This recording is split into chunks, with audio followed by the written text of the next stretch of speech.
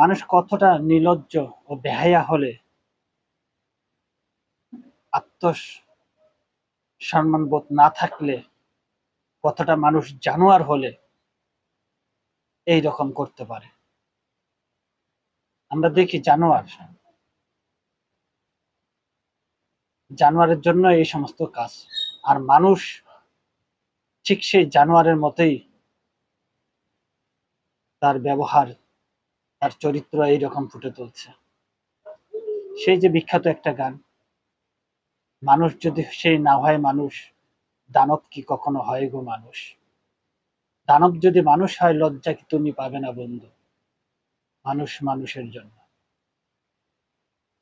কেন ভাই এই বয়স, এই যে কিছুদিন থেকে যে ঘটনাগুলো ঘটতেছে, মাস্টার, বৃদ্ধ, শ্বশুর, বেশিরভাগই বয়স্ক ব্যক্তিগুলা, কেন মাসুম বাচ্চাগুলোকে কেন আপনার এত টার্গেট?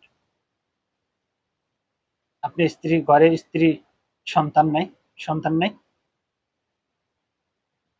যদি মাসুম বাচ্চাটা আপনার নাতি যদি হয়, আপনার সন্তান যদি হয়, আপনি কেমন করে এই কাজগুলো করতে পারেন? মুখে কত সুন্দর দাড়ি, রাসূল সাল্লাল্লাহু আলাইহি সাল্লামের একটা সুন্নত। আপনি কি করার আগে এই কথাটা ভাবেন না যে আমার মুখে এত সুন্দর একটা দাড়ি, আমি এই কাজটা কেমনে করি? যখন মিডিয়ার সামনে আসে তখন কি আপনার লজ্জা হয় না? কিছুদিন আগে একটা মেয়ে, যা পুরা পৃথিবীকে কাঁদিয়েছেন, আসিয়া, সেই আসিয়ার এই ঘটনা দেখেও আপনাদের শিক্ষা হয় নাই। তারপরেও আপনারা দেখতেছে এই সমস্ত কেরানীগঞ্জে, নারায়ণগঞ্জে, কত জায়গায় বলবো আর নাম। তো এই রমজান মাস আত্মসিদ্ধির মাস। এই রমজান মাস থেকে মানুষ গাইডলাইন নেয় ইসলামের। বাকি সে 11টি মাস এই রমজানের গাইডলাইন নিয়ে সে চলার চেষ্টা করে। আর সেই রমজান মাসে যদি জানোয়ারের মতন আপনারা হয়ে যান, তাহলে এই জাতি কার কাছে আশা করবে? হুম?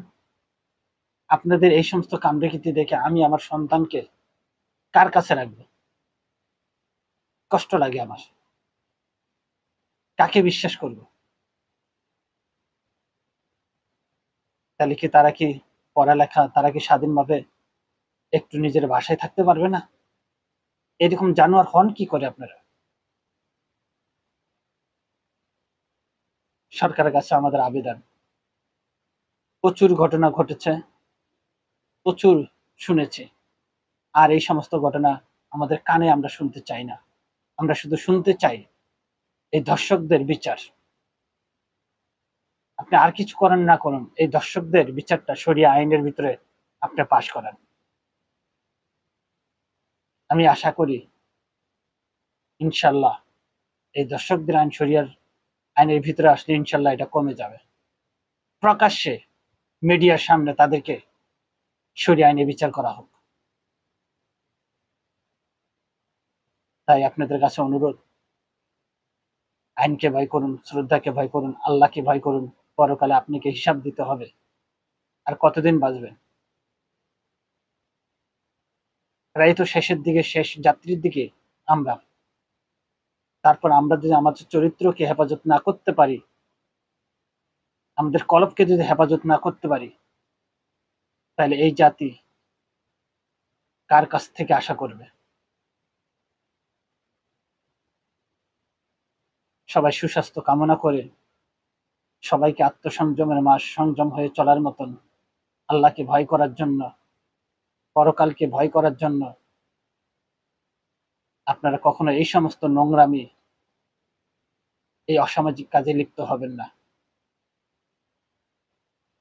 আসসালামু আলাইকুম ওয়া রাহমাতুল্লাহি ওয়া বারাকাতুহু।